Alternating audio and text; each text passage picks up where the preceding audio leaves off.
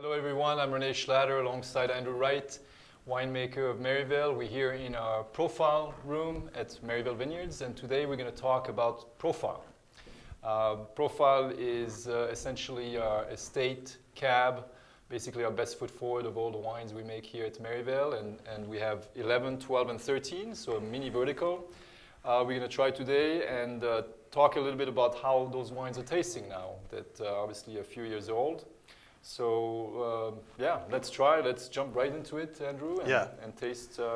Maybe we start with the older one, 2011. Great idea. Super excited about these wines. I love the high-end Napa cabs after a little bit of age, and so to Renee's point, drinking these little mini vertical of aged Cabernet, it's super exciting, especially since they come from such different vintages. 2011, the wine we're going to start off with, a cooler year, rainy towards harvest, so more of a difficult, challenging year in the vineyard, which made some complications in the cellar. But I think the wine is beautiful, more Bordelaise in style, I would say. Yeah, it's also I think a vintage as as you pointed out that here in Napa we are pretty lucky and with the weather for the most part, I would say very consistent from year to year. But 2011 was a more challenging year. We had a very poor set early in the year, so we started with a smaller crop, and then we even had to drop more fruit later in the year because of the inclement weather, because of the rain and so on, to make sure that the fruit is ripe. And as a result, I think the wine is ended up being, we always have a very strict and very strict benchmark for this wine, so we only take the best of the best, basically the cream of the crop from the estate. But that particular year was, I remember it vividly because the yields were so low, less than a ton per acre. But I think the final result we're very happy with. It's, I think, maybe not the most concentrated profile we've ever made, but all the elements are there. The acidity, the integration of the oak, the fruit. I think it all looks.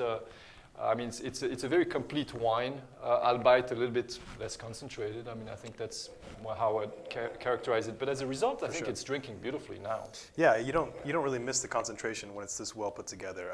I really like the style. It's a little bit more restrained than a typical super concentrated Napa fruit bomb, but I like that about it. It's got more of like a European sensibility of balance and freshness, I think, in this wine.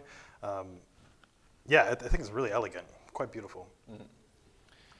Drinking well now. Talking about drinking well, the 2012 profile is one of my, I guess, favorites because it's very, at least at this point in time, it's very drinkable, very maybe consumer friendly is a good way to describe it because it's got those very silky, kind of soft tannins that make the wine approachable. Don't get me wrong, it's got a lot of concentration as well.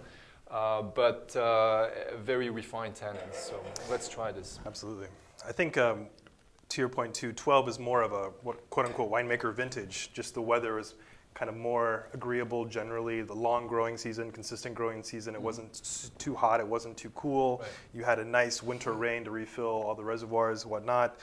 So the vines weren't struggling super hard, but what you get is a little bit more density than the 11 maybe, but to your point, a velvety texture, just silky tannins.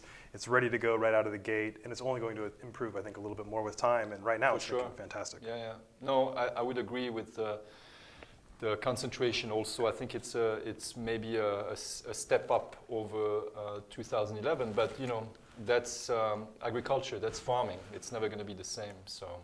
Yeah, I really enjoy the contrast too. The quality level is the same, and it's just different expressions of what the vintage gives you, which is really nice. Yeah. And we should probably note, not that it's critical, but those are mostly Cabernet-based wines, which is what we have grown on the property. Typically about 85+%. The 11 was a little bit of different, composition, but. Most of the vintages are 85-90% cab, the rest being cab franc, petit verdot.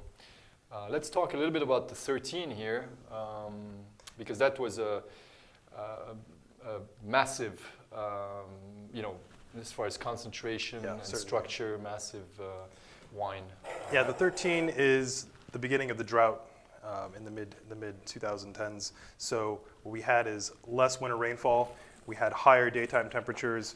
We had kind of more compressed growing season. You had a little bit of an earlier harvest due to the high temperatures. A little bit of a lower yield maybe than 12 in some areas, but you definitely have a lot more concentration in the fruit.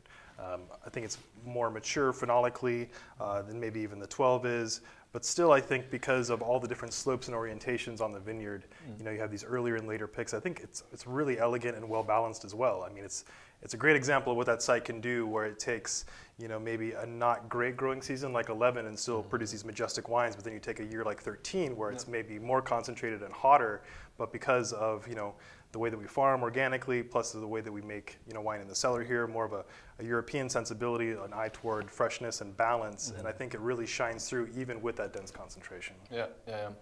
And to me, the 13 is really a long-lived wine for those of you that may want to, you know, stash a few bottles away. You can certainly, this still has a long ways to go, but I think it's also turned the corner over the last couple years or so. I hadn't had it for a while because when I tasted it upon release, it was still very young. Yeah, sure. But it's really come along, and it's a little bit more European in style, I would say.